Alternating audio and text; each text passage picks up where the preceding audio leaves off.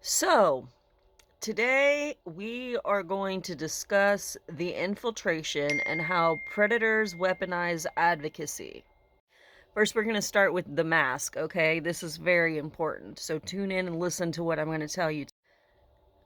Charismatic individuals enter advocacy spaces using virtue signaling, and they adopt the vocabulary of the healing to build a shield of perceived righteousness. This leads to institutional negligence. And the reason why this is permitted is because organizations fail to vet or they ignore public records like CSAM and trafficking convictions. And this isn't just because they're trying to be kind, it's because they're being grossly negligent.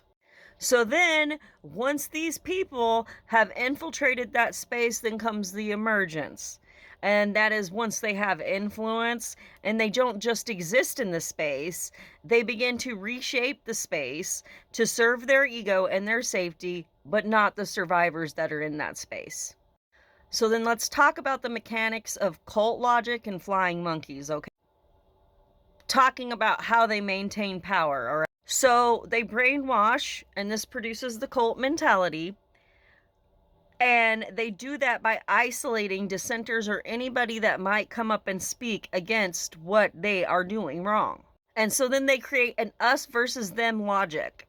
This is a narrative where questioning the predator is labeled as attacking of the movement, being without empathy, and simply trying to cause a problem because they're a hater. I touched on this on another video already. Then they send in their flying monkeys, and this is their followers who go swarm the people that are actually out there showing the true receipts of what this person has done and showing that there is a danger that needs to be made aware of. So when the awareness is brought to the danger, the mob doesn't look at the facts and the public record existing in the receipts that have been shown. No, instead they attack the messenger's character to try to diminish the threat, which is what people are literally doing to me and Simona as we speak right now. Which all I got to say is, Simona and I know who the fuck we are. Who the fuck are you? But the most important problem here is the victim impact, and that is the core of the ethical breach that we're discussing right now. So the dismissal of the trauma, when we fail to address this specific rhetoric that is used to deflect responsibility, statements like, why can't you move on, or people change, are used to tell survivors to their faces that their discomfort and their triggered trauma are irrelevant. Who in the hell are you to tell that to people and call yourself an advocate or an activist? That leads to erasure of consent entirely. Every person in an advocacy space has the right to informed consent. Every single fucking person. That means anytime a new person gets brought in or meets this person, they need to be transparent and taking accountability so that that person can make a decision on informed consent on whether that is something that they want to be involved in. And if they are a trauma survivor or they are an advocate for trauma survivors and they mention that this makes them uncomfortable, that's not the opportunity for you to double down and insist that your perspective is correct. No, it is not. Every person in an advocacy space has a right to informed consent, period. If you are sharing a space with a convicted predator and you aren't told, your consent was stolen. Now we're going to talk about true contrition. That means to be contrite versus reframing, okay? The difference between someone who is truly seeking to make amends away from the spotlight versus someone trying to get ahead of the narrative and get clout and power is like night and day. That brings me to the discussion of Virginia Roberts Giuffre, excuse me, rest her soul. When truth is the goal, like it was with Virginia,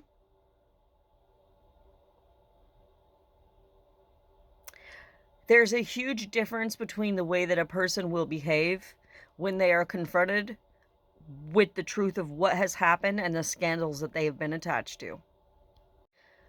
When the truth is what a person is actually seeking, they come out with accountability on their own. just like Virginia Giuffre did. They come forward and they say, this is what occurred. And every time someone asks about their past, they're open and completely honest. And not only that, they do things in order to make sure that every space that they enter, people have informed consent and that there is a trauma-informed consensus in that space so that no victims are further traumatized. When someone is actually seeking clout and sympathy for the evil that they committed, they come back with a statement like, well, I'm a top 30 influencer, as if that somehow negates the fact that you have not informed other people and given them the opportunity to learn about the transparency behind this. Instead, you have deflected, which is the mark of a toxic person. There's a big difference between an individual seeking clout and sympathy over someone who's actually contrite. And you can tell. And that's another thing. The sympathy trap.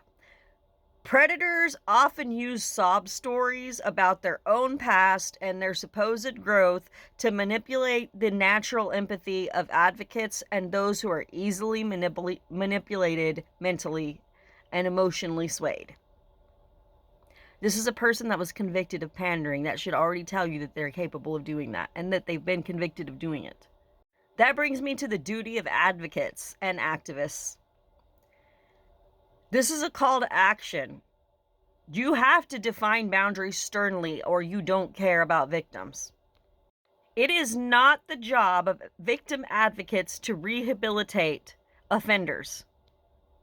That is a separate clinical process that happens outside of victim-centered spaces. And I cannot diagnose anyone, but I can tell you pattern recognition, and you can ask a therapist if that is not true. Victim spaces and rehabilitation spaces for predators are always kept separate for a reason. We're supposed to be a shield for people. An advocate's primary duty is to be a shield. Your job is to ensure survivors are defended and shielded from people who might re-trigger their trauma. You have a trauma-informed duty, meaning you need to be trauma-informed, and if you're not, you need to go learn how to be. There is no room for argument here. This is an absolute necessity if you're going to be working in advocacy and activism. You must be trauma-informed. Any space that gives a platform to a convicted predator is by definition not a safe space. Period. It's a breeding ground for a fucking cult.